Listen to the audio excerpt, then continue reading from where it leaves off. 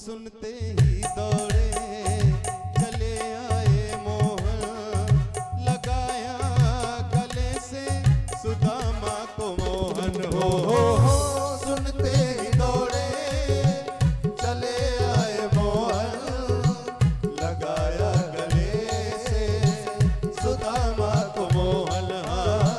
लगाया गले से सुदामा को मोहन। हुआ रुक्मणी को बड़ा ही अचंभा, हुआ रुक्मणी को बड़ा ही अचंभा। ये मेहमान कैसा अजीब आ गया है, ये मेहमान कैसा अजीब आ गया है।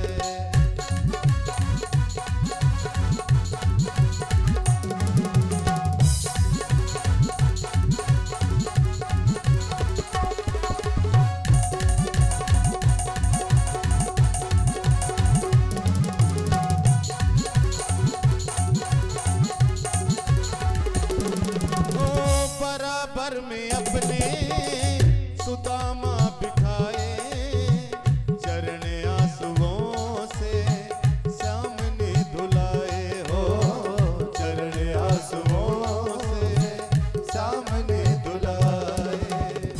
बराबर में अपने सुदामा बैठाए, चरण आंसुओं से श्याम ने धुलाए। हो बराबर में अपने सुदामा बिठाए, चरण आंसुओं से श्याम ने धुलाए। हाँ चरण आंसुओं से श्याम ने धुलाए।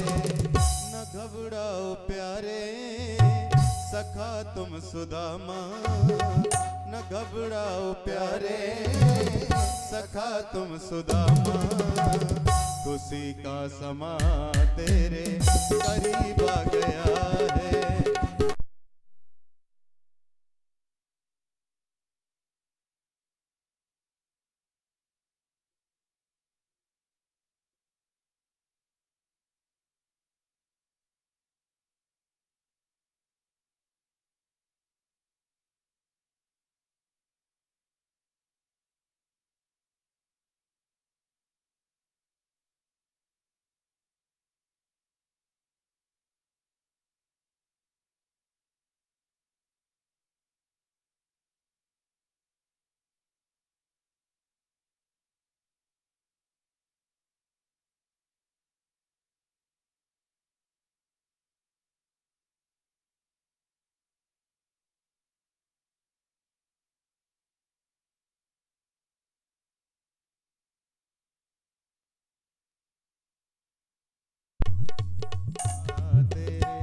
करीब आ गया है। बोलिए द्वारिकाधीश भगवान की। महाराज द्वारिका पहुंचे, द्वारपालों ने जाकर के परमात्मा को सूचना दी। शीस पगा न जगा तन पे, प्रभु जाने को आई बसो के ही ग्रामा। धोती फटी सी लटी दुपटी, और पायो पा नहीं की नहीं सामा। द्वार खड़ो दुज दुर्बल एक, रहो चकिसो वसुधा अभिरामा। पूछत दीन दयाल को धाम, बतावत आपन नाम सुदामा। महाराज नाम सुदामा बता रहा है, दिखने में गरीब है, फटी सी मैली सी धोती है। सुदामा नाम बता रहा है, आप ही को पूछ रहा है। जैसे ही परमात्मा ने सुदामा नाम सुना, होश खो बैठे महाराज, सुध खो बैठे, दौड़ पड़े हैं। मुकुट का पता नहीं कहाँ रखा है, अंग वस्त्र पता नहीं कहाँ गिर रहा है, चरण पादुकाओं का भी होश नहीं है। बेसुध होकर के मिलने के लिए दौड़ पड़े। जाकर के देखा सुदामा जी खड़े हैं, जाते ही हृदय से लगा अश्रु बह चले महाराज। सुदामा जी को लेकर के आए, अपने सिंहासन पर सुदामा जी को बिठाया है। ब्राह्मण है, चरण धुलने के लिए जल मंगाया, लेकिन जब चरणों की स्थिति देखी, ऐसे विहाल विवाइन सो पग कंटक जाल लगे पुनि जोए। हाय महादुख पायो सखा, तुम आए इते न किते दिन खोए। हे मित्र, अभी तक थे कहां?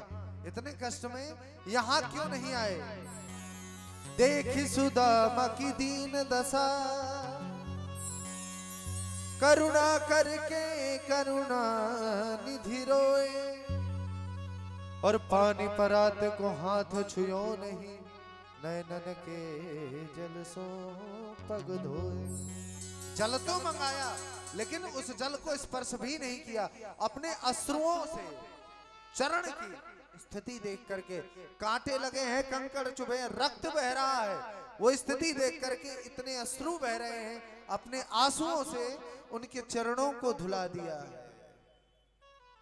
ये मित्र, इतना कष्ट था, इतना दुख था, बताया नहीं कभी। एक बार कह देते, मैं पीछे नहीं हटता।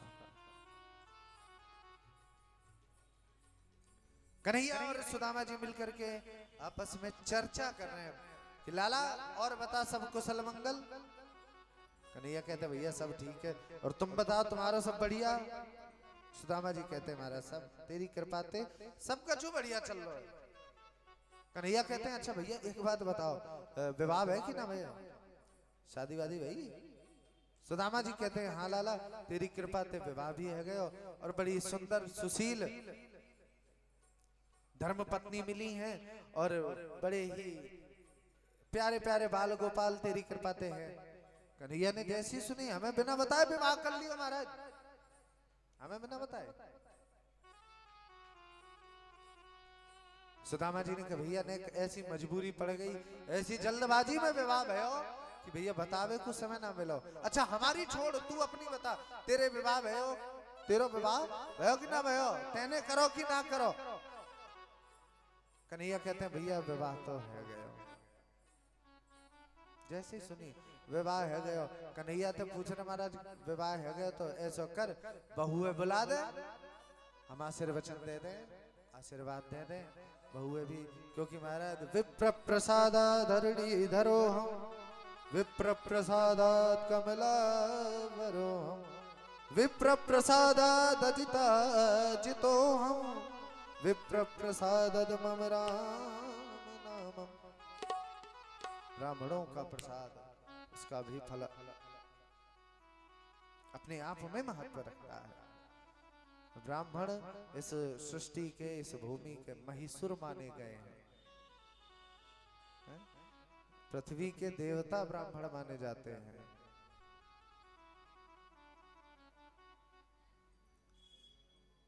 सुदामा जी कहते हैं कन्हैया बहुए बुला दे, आशीर्वाद दे दूं। सबसे पहले महाराज रुक्मणी जी आई, चरणन में प्रणाम करो। सुदामा जी कहते हैं सदा सुखी रहो, सौभाग्यवती भव, पुत्रवती भव, दूधो नाव पूतो फलो। दोबारा में जामवंती आई, सौभाग्यवती भव, पुत्रवती भव, सदा सुहागन बनी रहो। सत्यभामा आई, सौभाग्यवती भव, पुत्रवती भव, सदा सुहागन बनी रहो। ऐसे करके 8 पटरानियां निकली, वो आशीर्वाद देते जा रहे हैं। धीरे धीरे करके 100 भई।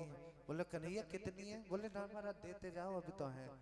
फिर धीरे धीरे 200, 300, 400, 500 आते आते आशीर्वाद 2 रह गए, सौभाग्यवती भव, पुत्रवती भव। 1000 आते आते 1 ही रह गया, सौभाग्यवती भव। और जैसे 1500 हुए भव भव, 2000 तक तो बस हाथ ही उठ पा रहा है। बोले भैया कितनी है? बोले भैया 16,108। बोले हैं तेने विवाह करो कि नगर बसायो? बोले महाराज ऐसे तो आशीर्वाद देते देते निकल जाएंगे। लाला एक काम कर महाराज, या तो सबन ने एक साथ बुला ले, नहीं तो एक काम और कर सके, तू ही हमें प्रणाम कर ले मन के बदले, तो ये आशीर्वाद दे देंगे तो सबन तक पहुंच जावे। आज महाराज परमात्मा ने ब्राह्मण के चरणों में लेट करके प्रणाम किया। सुदामा जी ने ठाकुर जी महाराज को आशीर्वाद दे दिया। ब्राह्मण है, परमात्मा भी जिनके चरणों में झुकता है। आशीर्वचन दिए, आशीर्वाद दे दिया, इसके बाद कुशल मंगल पूछ रहे हैं एक दूसरे का। और परमात्मा ने एक और लीला की है महाराज। जब सुदामा जी जाने लगे, कुछ देकर के नहीं भेजा, उल्टा जो वो चावल लाए थे जाते जाते पूछ रहे भैया भाभी ने कछु तो भेजो होगा, ऐसे खाली हाथ तो ना भेजेगी। अब सुदामा जी ठाट बाट देख करके थोड़ा संकोच में पड़ गए। हमारो लाला मीठो खावे बारो, माखन मिश्री को खावे बारो, राजभोग को सुख पावे, 56 प्रकार के ये भोजन में मिले जाए, व्यंजन मिले, और कहाँ ये सूखे कच्चे चावल। शर्मा करके हमारे पोटली और दबावे लग गए, दिख ना जाए गलती थे। कन्हैया कह भैया कछु तो छिपा रहा निकार। जबरदस्ती महाराज पोटली छीनी, देखा तो देखते ही परमात्मा के आंसू बह चले। एक तो चावल भी अलग अलग प्रकार के, कपड़ा कई जगह से सिला हुआ, परमात्मा देख करके अश्रु बह रहे हैं कि मेरे मित्र को इतना कष्ट है कि चावल तक नहीं है घर में। फिर भी एक बार भी जाते जाते ये नहीं कह रहा कि कन्हैया मुझे इस चीज की जरूरत है या इतनी गरीबी। परमात्मा पूछते हैं भैया कौ बात की कमी, तेरी कृपा से सब आनंद मंगल है, बढ़िया राजी। परमात्मा ने एक मुट्ठी चावल खाए, मन ही मन में आशीष दे रहे। एक मुट्ठी चावल खा करके परमात्मा कहते हैं इस पृथ्वी के सम्राट को जो सुख मिलता है वो सुख मैं सुदामा को प्रदान करता हूं। दूसरी मुट्ठी चावल उठाए, जैसे ही खाए आशीष दिया, त्रिलोकी के स्वामी को जो सुख मिलता है वो सुख मैं, जो स्वर्ग के अधिकारी को जो सुख मिलता है वो सुख मैं सुदामा को प्रदान करता हूं। तीसरी मुट्ठी चावल जैसे ही खाने लगे, माता रुक्मिणी ने हाथ पकड़ लिया, महाराज रुक जाओ। अलग अलग भाव हैं, हाथ क्यों पकड़े इसके भी भाव हैं। कोई संत कहते महाराज हाथ परमात्मा के इसलिए पकड़े, रुक्मिणी जी का भाव है कि महाराज ब्राह्मण का प्रसाद है, अकेले अकेले मत खाओ, हम सब रानियन में बटे हुए जी। एक संत के भाव है हाथ इसलिए पकड़ा कि महाराज ज्यादा खाओगे तो स्वास्थ्य बिगड़ सकता है, चावल कच्चे हैं। किसी संत ने कहा महाराज हाथ इसलिए पकड़ा, रुक्मिणी जी कह रही है महाराज सब कुछ सुदामा को ही दे दोगे क्या, और भक्तों के लिए तो कुछ छोड़ दो। लेकिन माता रुक्मिणी का भाव, उनकी निष्ठा संतों के ब्राह्मणों के चरणों में अनन्य है। हाथ पकड़ा, परमात्मा ने आशीष दे करके, जब सुदामा जी जा रहे थे ना, कुछ दे करके नहीं भेजा। सुदामा जी भी मन ही मन में महाराज विचार कर रहे हैं कि देखो तो मेरे कन्हैया को कितना कृपालु है, कितना दयालु है, कुछ दे के नहीं भेज रहा। क्वा हम दरिद्र पापीयान क्वा कृष्ण श्रीनिकेतन ब्रह्म बंधुरिति स्माहं बाहुभ्याम परिरंभित। मेरी स्थिति को देखा, लेकिन उसने कुछ दिया नहीं। अगर देता तो अभिमान आ सकता था, कुछ ज्यादा मिल जाए ना अभिमान आ जाता है, और परमात्मा अभिमान पसंद नहीं करता। He do not like attitude, ego। उससे मिलने जाना है, अभिमान को किनारे रख के अभिमान करना है। तो एक बात का देखो महाराज, वैसे तो मैं कहता हूं अभिमान कभी नहीं करना चाहिए, लेकिन अगर अभिमान करते हो तो इस बात का, किस बात का, अस अभिमान जाई जन भोरे, अस अभिमान जाई जन भोरे, अस अभिमान जाई जन भोरे, अस अभिमान जाई जन भोरे। किस बात का, मैं सेवक रघुपति पति मोरे, मैं सेवक रघुपति पति मोरे, ओ मैं सेवक रघुपति पति मोरे, मैं सेवक रघुपति पति मोरे। अस अभिमान जाहि जन भोरे, मैं सेवक रघुपति पति मोरे। अभिमान करना है तो इस बात का करो मैं उसका सेवक हूं, वो मेरे स्वामी है, वो मेरे पति है, ये अभिमान है। संसार का शरीर का अभिमान मत करो, काम नहीं देने वाला। जो साथ नहीं देगा उसका अभिमान कैसा। सुदामा सोचते हैं बड़ी कृपा की ठाकुर ने मुझे कुछ दे करके नहीं भेजा। अच्छा, ना देने का भी एक कारण था। परमात्मा देकर के समस्त द्वारिका वासियों को ये नहीं दिखाना चाहते थे कि सुदामा भी बाकी भक्तों जैसा इच्छा शक्ति से यहाँ आया है, कुछ पाने की इच्छा लेकर के आया है। परमात्मा के चरणों में अगर कोई जाता है, उनके दरबार में कोई जाता है, कोई ना कोई इच्छा से जाता है, बिना स्वार्थ के कोई उनके दर्शन के लिए नहीं जाता। हे भगवान, घर बन जावे तो 1.5 किलो लड्डू मेरी तरफ दे, मैं चढ़ाऊंगा, रिश्वत चले। हे भगवान, काम शुरू हो जाए, पैदल आऊंगा। मान्यताएं, बिना इच्छा के कोई भगवान के द्वारा नहीं जाता। लेकिन भक्ति श्रेष्ठ वही है जो निष्काम है, निष्कपट है, निश्चल है, निस्वार्थ भाव का जो प्रेम है। तेसाम सतत युक्तानाम भजताम प्रीति पूर्वकम, बिना किसी इच्छा के, बिना किसी स्वार्थ के जो भजता है, भजता है प्रेम और भाव से, जो छलिया भी उसी की चाह करे, उसी को वो भी प्रेम करता है।